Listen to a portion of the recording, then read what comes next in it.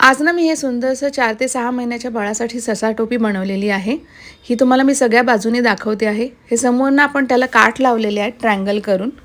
तर त्याच्यासाठी आपल्याला हे 2 कापड लागणार आहेत. एक अस्तर आणि एक मेन कापड. इथे उंची आपण टाकायची आहे 8 इंच आणि लांबीला 15.5 इंच टाकायचं आहे. आणि कटिंग करून टाकूया. हे 4 ते 6 महिन्याच्या बाळाला आरामात बसतं हे. ह्या 2 पट्ट्या घेतलेल्या आहेत. 13-13 इंचाच्या तुम्ही घ्या तुमच्या आवडीप्रमाणे कमी जास्त.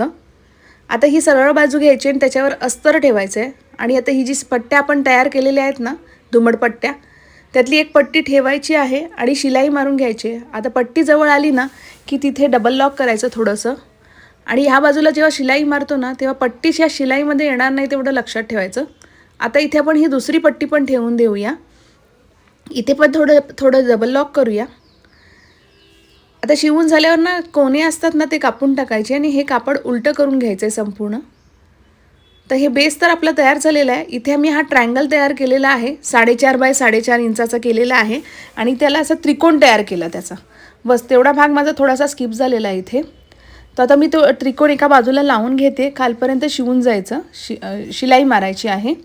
तसंच आता हे पार्ट आपण उलटा करूया आणि हा त्रिकोण लावूया इथे. हे जर असं किचकट पडतं आपल्याला इथे लावताना, तर काय करायचं इथे बॉलपिन्स लावूया आपण.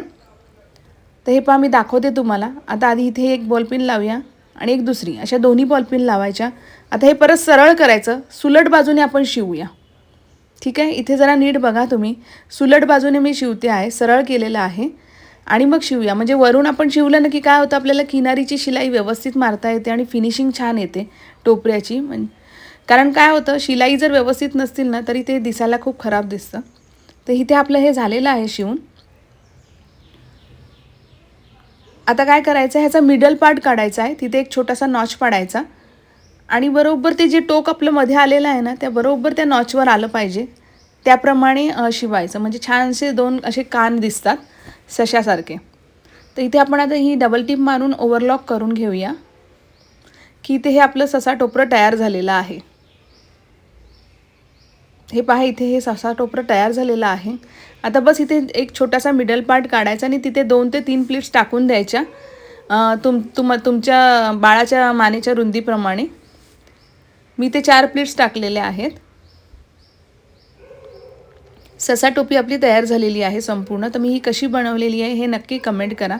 खाली तुम्ही छोटेसे लटकन पण लावू शकता. हे पहा मी इथे लावलेले आहेत ते लटकन. आणि हा ट्रायंगल पण खूप सुंदर दिसतोय काठवाला. परत हे काठाची अजून तुम्ही वेगळी डिझाईन पण करू शकता. आवडलं ना टोपरं? चला पटापट फॉलो करा.